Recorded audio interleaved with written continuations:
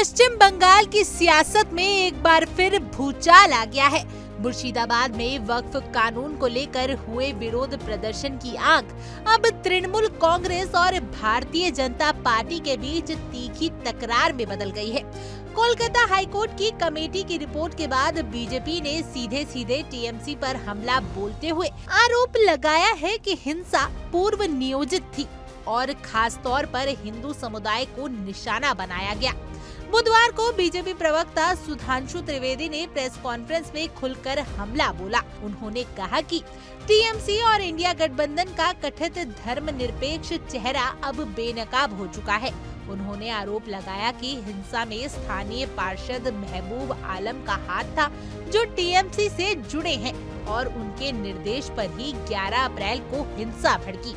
Report के मुताबिक police मुख्य दर्शक बनी रही और 113 घर तबाह कर दिए गए, जिससे सैकड़ों लोगों को पलायन करना पड़ा।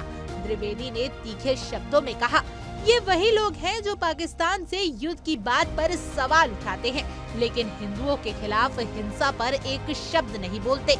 ममता बनर्जी का ममता में हृदय आखिर कब जगेगा?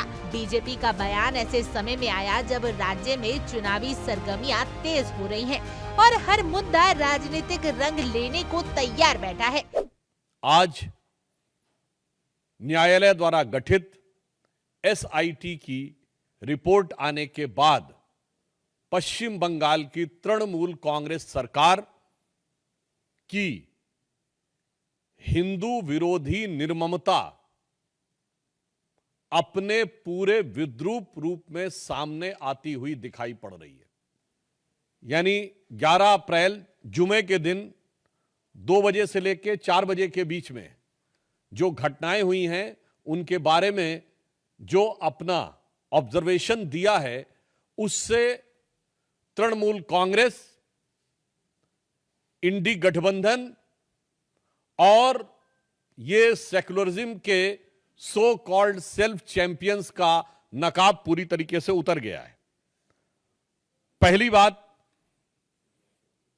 बहुत आश्चर्य और दुख की बात है कि जो लोग ये कहते थे कि पाकिस्तान से युद्ध करने की क्या जरूरत है, सिर्फ आतंकियों के ऊपर कार्रवाई हो, जबकि हमारी सरकार ने आतंकियों पर ही कार्रवाई की, उनमें से एक ने भी नहीं बोला कि